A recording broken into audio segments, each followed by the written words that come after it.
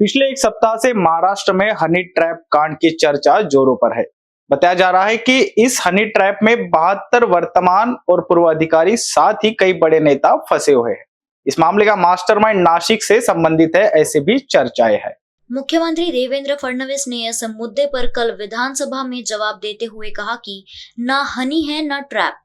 उन्होंने ये भी स्पष्ट किया कि अब तक किसी भी वर्तमान या पूर्व मंत्री की ओर से कोई हनी ट्रैप की शिकायत सामने नहीं आई है। उन्होंने तंज कसते हुए कहा कि नाना पटोले ने पेन ड्राइव दिखाकर जैसे कोई बम लाया हो ऐसा माहौल बनाया, लेकिन वह बम हमारे पास कभी आया ही नहीं।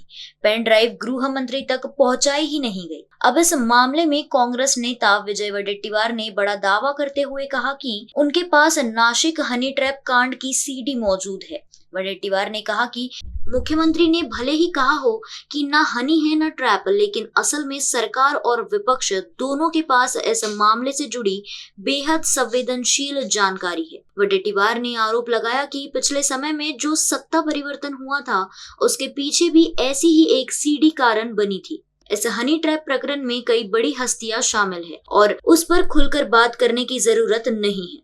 उन्होंने ये भी कहा कि हम जब ये वीडियो दिखाएंगे तब हमें 10-20 हजार रुपए का टिकट लगाना पड़ेगा।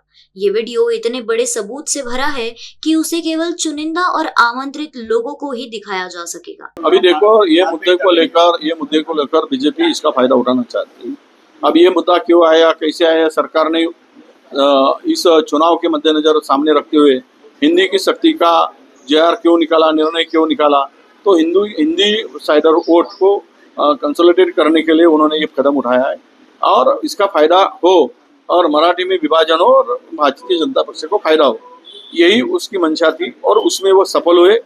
मराठी और से हिंदू हो गया, हिंदी हो गई और मराठी के तो बहुत सारे हिस्सेदार है, हिंदी के हिस्सेदार केवल एक ही बसते हैं।